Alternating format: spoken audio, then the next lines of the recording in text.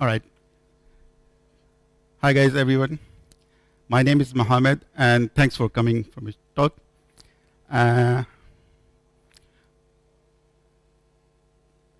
Just to make sure that I said the objective of this talk is to take you through my journey, how I started as a CPAN contributor, and what worked for me and what didn't work for me as a CPAN contributor. There are things that if you do, then it'll probably be more chances that your changes will be accepted. And there are certain things you should be avoiding. So I'm going to go through those do's and don'ts that I've come across during my journey. So probably if you ever thought of contributing to CPAN, probably going to help you to do the right thing in the first place rather than making a mistake and then learning from your mistake. So you can learn from my mistakes. So I'll take you through all those mistakes that I've done in my past, and I've learned from my mistakes. So I'll just take you through. The first thing I remember when I decided that I want to contribute back to CPAN, the first thing that came to my mind is, do I know enough of Perl to contribute back to the code that's used by millions and millions of users? That's the first question that came to my mind. And I said, no, I don't know enough Perl to actually go to, for example, if I pick a datetime module, such a popular module and used by God knows how many people in the Perl. So do I know enough Perl to go and look into the module datetime and say, I think I can contribute, I can improve this module? And that's kind of question stopped me from contributing to CPAN. However, there's a guy called Neil Bowers, probably you're all aware of. I follow him on GitHub. And as you know, when you follow somebody on GitHub, GitHub notifies you every time that person do something in his own profile.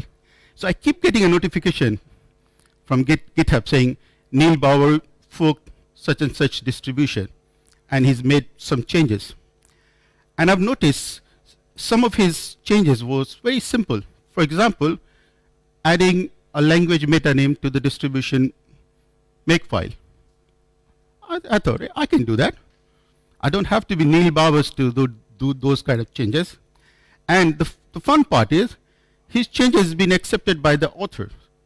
And I said, that's a good chance. If I make such changes, the chances the author would accept my pull request and it will be released as a part of it. And then I can say, yeah, I contributed to this distribution.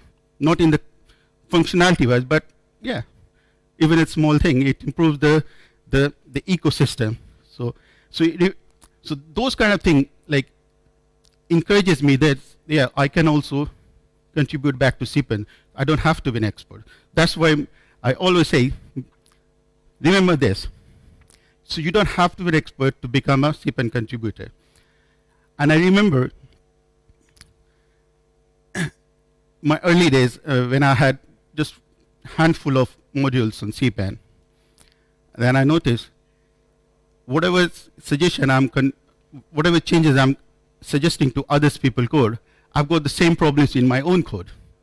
One day I came across somebody submitting a pull request to one of my modules saying, okay, you've been sending patches to others' code. Your code is also buggy. Here's my patch for you. So I accept that as well. So I said, fair enough. So I should better clean my own house before I start fixing others people's code. So that's how I start getting involved in this. And also, I'm sure you guys are aware of, there was something called Pull Request Challenge that Neil Bauer started a few years ago. And because of that challenge, I get to work on different distribution every month. As a part of the challenge, he would send a new distribution to you if you're subscribed to, and you have 30 days, a month, to submit at least one pull request to that assigned distribution. And that kind of forced me into this habit of doing CPAN contribution. So I don't have to look for which model should I be working on. And here I've got a distribution which he has already been analyzed, and he knows that there's something in there for you to work on. So I don't have to go and look for distribution where there's a scope for improvement. He already done it. He knows there's something missing in this distribution, and it's just for you to go and find out. It's easy for you. So he's done all the hard work. So, and I did that 4 years without missing a month. 4 years or 3 years? 4 years, I think. And that kind of made me get into the habit of doing the CPAN contribution. So when he stopped last December, he said, I'm not doing this Perl request challenge anymore. Then I said, okay, I need something else to keep me carry on doing this. And I tried to bribe him, so if he can carry on at least for a year or so. So in the meantime, I can find an alternative to this pull request challenge. And he said, no, he's not he's not interested to carry on doing this. So I decided, okay, I need something else to do this. And then I realized I have to figure out myself the distribution that I want to submit patches to. So I'm going to go through what I've figured out. There's an easy way out, how you can find the distribution that you can work on, and what are the easy bits and pieces that you can start working from as a beginners. There are 3 things that they can help you to become a CPAN contributor. The first and foremost is the meta CPAN. I remember from my early days, I used to follow the CPAN search, just the raw CPAN search, the cpan.org. And one day somebody introduced me to metacpan.org, which at that point in time, I didn't even know that it existed. And once I saw the interface of metacpan, I said, wow, it has so much information that was missing on the raw cpan.org thing. I don't know whether you remember that stuff. When you view a model, if you go to the model homepage on cpan.org, it has very limited information. You don't have much information. If you really want to know, you have to dig inside yourself to figure out, okay, what is the license of this model, and what are the stuff included in this distribution. You have to dig inside yourself to figure out. But when you come to the equivalent MetaCPAN side, everything is presented on you on a plate. So you don't have to go anywhere. Go to the distribution homepage, everything is on your face in a nice graphical mirror. So when I was introduced to this MetaCPAN, I said, half my job is done. I don't have to click around things to figure out what I could contribute to this distribution. So a big thank you to the MetaCPAN team. I remember I've been thinking of saying if there's any way I can contribute back to the MetaCPAN itself. There's a team behind the MetaCPAN who works on this nice application rigorously. And one thing that stopped me from contributing to the MetaCPAN itself is it's very hard to have a test environment locally so you can start testing your stuff before you're pushing your changes. So I threw this question on my Twitter handle, say, is there any way I can have my dev environment of MetaCPAN so I can test my changes? And somebody said that they are working on it to make it a Docker environment so you can have your own little thing running on your box so you can start playing changes. I'm just waiting. One day we'll have a Docker version of MetaCPAN where you can test your changes. The next person I would like to help is the CPANs. I don't know who is behind the CPAN. Is it you? There you go. It's a brilliant thing. Again, if you have not come across CPAN, then you are missing something. It's a fantastic piece of application, which gives you so much information, and then probably in a day or two you can become a real expert to find out what it is. If you're not aware of, just go to CPAN's website and you'll see what I'm talking about. It has so much information, and it helps me a lot to become a CPAN contributor with less time. But I've come across in the past sometime when it is down, and I've struggled it. Sometimes a week, sometimes a couple of weeks is done. I said, oh no, I have to do all the hard work that CPAN used to do for me. So if you want to become a contributor, follow what CPANs do. It's really nice an application. And third and foremost, not the last, is CPAN tester.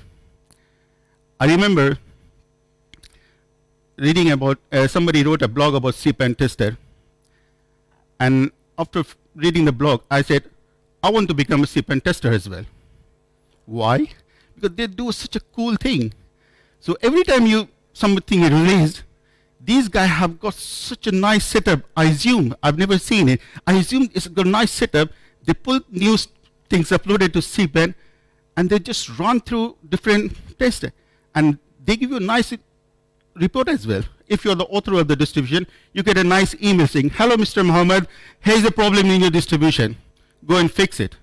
Wow, wonderful. And that everything happens automated. There's no manual process. I say, it's such a nice thing. I wish I could do that. Again, it's so hard to set up the environment. And that made me stop. Oh, I can't do it. But I really appreciate everybody who is behind this CPAN tester as well. So these three people, I'll show you in the following slides how these three people helped me in my journey. So let me show it. If you haven't seen it, this is the home page of Meta CPAN. Such a nice and clean interface. No jargon. First thing I do is, as a part of my daily routine, when I woke up, I do is click recent link to find out what has been released since I woke up in the morning. Okay, if you go to the first recent page, on the top you see anything released recently. Okay, here you guys. And when I see this is the page you look like. And if you see the last column, it says how many hours it's been since it was released to CPAN. And what I do is, I basically pick up the one with the version number is still early, like 0, 0.1, 0.2. The chances are you'll find something to contribute if it is still in the early stage. However, that's not always the truth. Even if sometimes you see version 3.99 still has something for you to work on. But for the initial big, I look for something 0.1. Here you go, that's my candidate. I'll look through, click that name, and you go through. Your chances are very high that you'll find something to work on. So this is how I keep an eye. Every hour or so, I go back to this page, refreshes. What is new coming? Is there anything I can do it? There you go. I pick one distribution and start sending it. Sometimes I have a review back by the author saying, are you real or is some kind of bot running in? Because I just released this just 5 minutes ago and there is this pull request from you. I said, no, I'm a real person. I keep an eye. If there's no bot running, I keep an eye. Every hour or so, I just keep it. Luckily, sometimes I look at it. 2 minutes ago, there was a distribution released by somebody. And they say, do you really use it? No, I don't use it. But I like to contribute, whether it's used by anybody or not. I don't care. Whether it's popular or it's less popular, I don't care. There's something on CPAN, and I see there's a scope of improvement. It doesn't matter whether how big is or how small is. Even if the slightest, I remember once I submitted a pull request, the change was 1 space. 1 space. And the guy was saying, you are such a perfectionist. And I said, why I did that? Single space.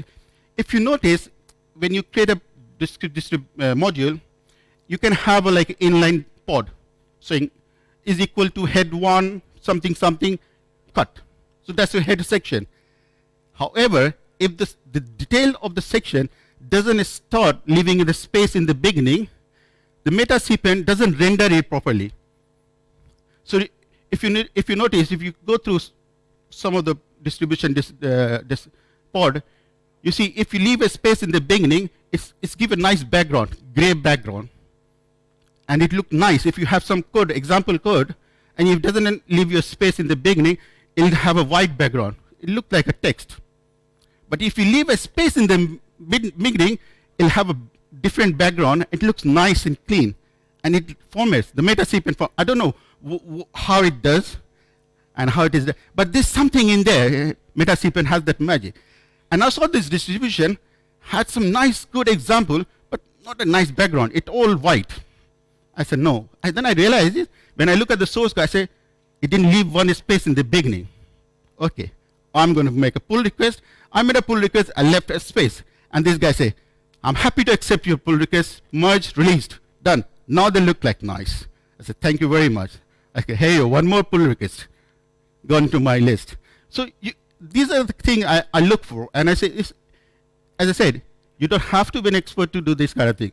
But I've learned so much by just submitting a pull request to different people, other people distribution. One more example I want to share. Just a week ago, being one of the member of Pull Request Club, which is recently started since January, they've been doing this. And what they do in Pull Request Club, similar to what Neil Baba used to do, it was as a part of Pull Request Challenge. You join the team, and every month you get a new distribution to work on, similar to Pull Request Challenge. And then you just go and find something to work on. And on 1st of August, I received this distribution called Array Compare. Owner is sitting in the front row, Dave Cross. He is one of his first module he released in very first module he released. And I have contributed to this Array Compare distribution in the past as well.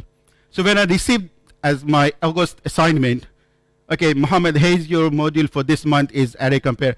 I said, I know this guy, and I have contributed to this distribution. I don't think I would find anything else to work on.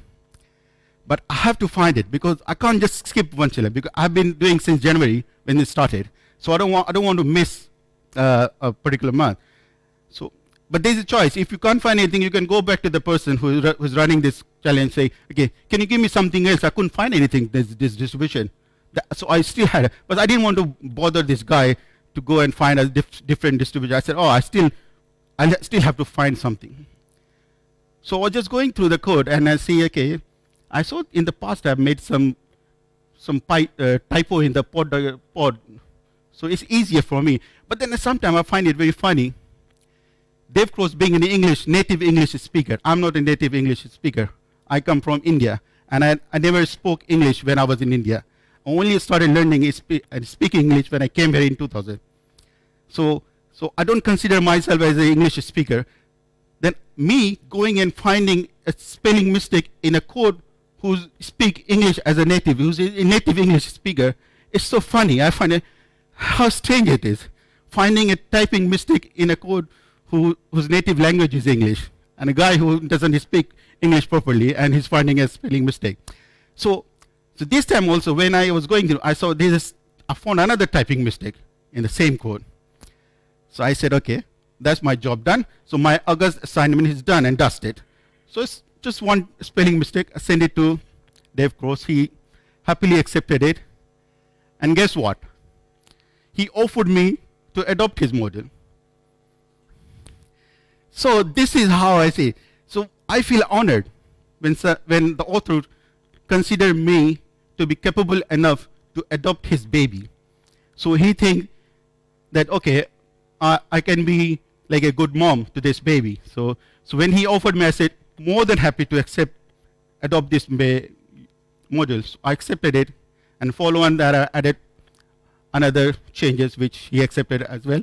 So now so when I go to that distribution on Meta CPAN, I see my photo on the home page of that distribution instead of Dave Cross. That doesn't mean that I own that baby. It means I'm the person who released this distribution last time. But I like to see my face on every distribution on the CPAN. So no matter which distribution you go, you'll see Mohammad Anwar as the face of the distribution. But if you go through the meta, you'll see, okay, he's not the owner. Somebody else had this idea who worked on it. He came along the way, and then he made some changes, and his photo is on there because he got this comment right where he can release the changes. So as I said, so if you're thinking of contributing to CPAN, there are plenty of stuff you could do if you really want to do. And having done this for last 5 years, I'm so much addicted to this contribution thing. At times, I have a young family. At times, my wife says, what do you think you're doing? You do your day job, you come back in the evening, and then instead of helping me with I've got twins, which 2.5 years old twins, girl, instead of helping me with the case, now you're sitting again with your laptop and looking for something to contribute on Meta CPAN side. What do you think yourself? You have to stop working on the, and this is my using laptop. This is what I've got my wrist problem, because I don't have Ergo keyboard in my laptop, so I can't use it. And even if I have Ergo external keyboard, I can't have it because the kids are running around. So I have to use just one keyboard. So that's how it is. But anyway, as I said, I'm addicted to this. So I don't know how long I'm going to carry on, but I'll try as long as I can possibly to contribute this. As I said, if you go to on CPAN, Meta CPAN side, this is the place you start looking for. So when I go to when I find a distribution that I think I can work on, I go to that website. This is the home page of a particular distribution. Look at this information. That's the first place where I look for. There's a scope. Luckily, this distribution has nothing for me to work on at this point in time. However, if you're lucky, it might tell you something about, say, for example, if the distribution has no language meta name. For example, if you didn't mention the license, for example, whether it's a Perl 5 license or is an Apache 2 license or any other license, if you forgot to assign that license, the Meta CPAN will tell on this section saying license unknown. The moment I see license unknown, I say there's a scope. I can find out the license detail from the documentation. If you go to the document, it will tell you what license it is, but it's missing from the meta file. So I say I can add that license information. It's easy, one line change. License : Perl 5. That's it, what you need. That's all you need to get the license thing in the file. So I can straight away go and add this. Second thing it tells you about, sometimes if your distribution missing a repository detail, that repository link will be not clickable. So when I see that it's not clickable or missing at all, then I can find out, does this user has any other distribution? Just in case, because not everybody hosts their work on GitHub. So if I find any other distribution that has a GitHub repository link, then I know where the source is coming from. So I go to that user's GitHub profile and see, does this person has this distribution on the GitHub but forgot to add it in this meta.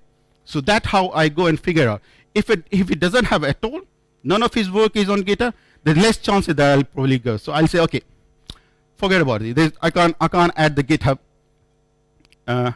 link. So second and foremost is, if you look at this testers link, if there is any test which is failed, so there is a chances. If I find a red numbers, even one red there, I click the red, it takes me straight to the CPAN tester page with the failed report. No need to click through all this link. That's what the CPAN, Meta CPAN does to me. Straight on the tester failed page and tell you description. What is, sometimes it's as simple as like missing prerequisite. Some module is missing in the environment, easy peasy, go in and modify the meta file and saying, add this as a prerequisite. Done and dusted. That report is passed now. So it's as simple as that. So you can do that. Last and foremost is the quality link. That's the guy. If you click that quality link, it'll take you to the CPAN website for that distribution. And it has lots of information, more than what you need. And foremost is, this is an example. If I click that quality link, it'll take me to the quality data for that distribution. This is one of the examples. The top with in the red block, these are the core metrics that CPAN thing is needed for this distribution. Second one is the maybe you should have it. Third is experimental, maybe removed in future. So you have three different sections. So my first objective is, do I find anything in the red block? If something CPAN tell you is in the red blocks, is a sure shot that if you improve that, if you can fix that red box, chances are the author is going to accept it. If you fix something in the experiment, they might come back to saying, okay, thank you for your suggestion, but I'm not interested. Because CPAN thinks that's an experiment matrix. It's not important. some people say, even if I suggest something experimental, they say, I'm happy to accept the changes. Fine, nice to have. Not necessarily, but nice to have it. So I kind of do, it doesn't have all the same example. This is just an example. These are the stuff that I possibly look for. So these are the key bits. For example, build tool not executable. What does it mean? Sometime I've come across a distribution where you have, for example, a build.pl or makefile.pl. Without you knowing it, the operating system sometimes add an executable attributes to there. I don't know whether it's magically or without knowing you yourself have done it. CPAN will figure out for you and tells you that this distribution have a build file which is executable. Right? It shouldn't be an executable. I don't know why, but if CPAN says it shouldn't be executable, I blindly, that's my Bible. I accept it. That's how it should be. If somebody say, Mohammad, why did you remove the executable bits from this build file? I say, CPAN is asking me. CPAN suggests that it shouldn't have a build file. Go and ask CPAN. I don't know the answer, honestly speaking. If I knew the answer, I would have told you. But for me, CPAN is the Bible. If CPAN says it shouldn't be there, I'm suggesting it's up to you whether to accept it, or you can say, okay, fine, CPAN says so, but I'm not accepting. It's fine. I'm happy with that as well. So there's nothing wrong with it. But these are the main topic. If I see this, I have 99% chances that my changes would be accepted. And if it does get accepted, then I'm on the 7th moon. There's nobody in this world more than happier than me at that point when I see that message, your pull request has been accepted. And you get, if you notice on the GitHub, as soon as your change is accepted, it turned into a purple color, or some very attractive color. And when I go to my GitHub profile, I see in the bottom how many pull requests I've submitted and how many of them got accepted. And because it comes in a different color. So I wanted to see one day everything that I've submitted is accepted. Doesn't happen all the time. Some do just stay there forever. Author doesn't even recognize that somebody have even bothered to submit a pull request to the distribution. So I remember one pull request was accepted after 4 years in the waiting. And when I did get accepted, I said, thank you for accepting my pull request. And he said, I'm very sorry because I can understand people are so busy these days. I mean, not even, they have other things to do than accepting my pull request of just space as a change. But then when they do see across, they do accept, and it makes me very happy. I feel like the most happiest person in the world when I see that changes accepting. I remember once Dev Cross mentioned that this guy just saw my changes, because the moment he pushed it, I come across his new module, something came up, and I find something there to improve. And I say, I just released this module, and Mohammad and Anwar just found out something to fix it. And it's amazing. I mean, when I see people like Dev Cross recognizing my changes, and it makes me feel very happy. And I say, this is what makes me carry on doing these changes. When I see such supporting statement from Dev Cross, like guys like Dev Cross.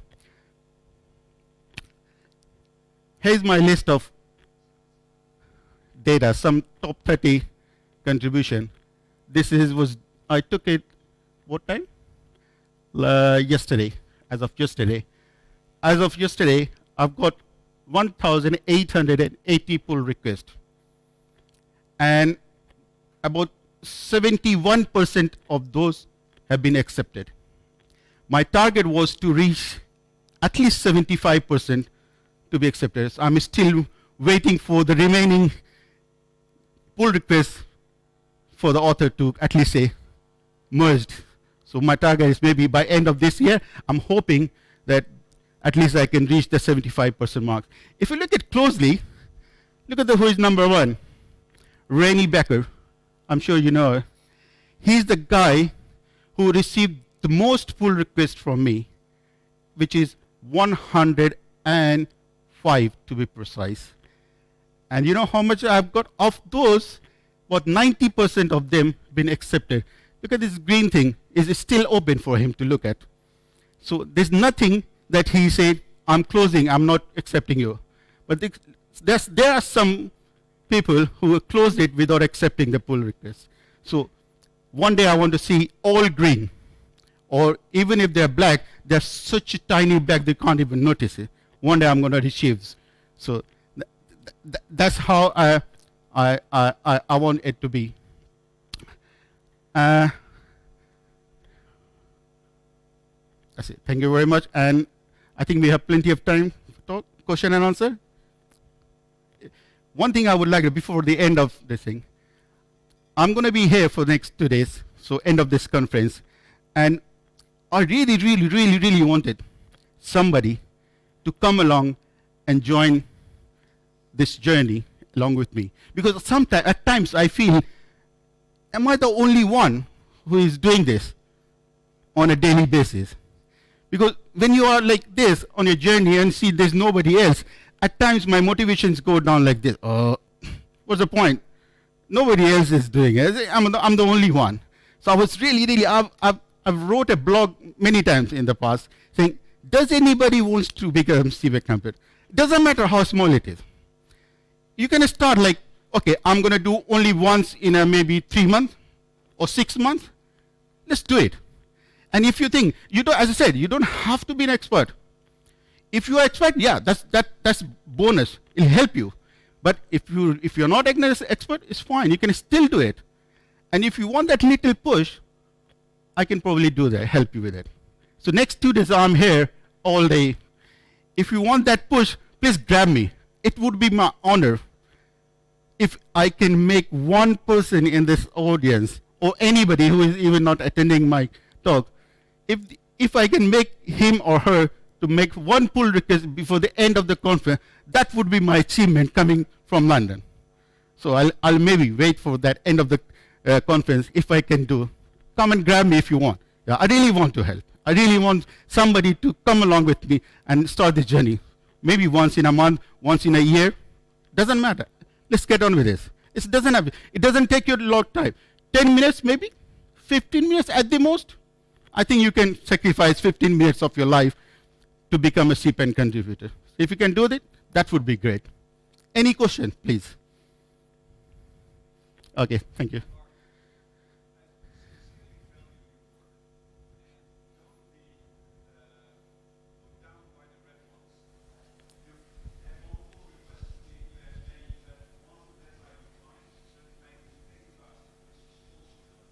Thank you so much. That's so kind of you. So, yeah, I appreciate that. Any question? No.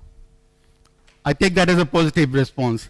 No question means you understood what I'm trying to explain. Thank you very much. Thank you.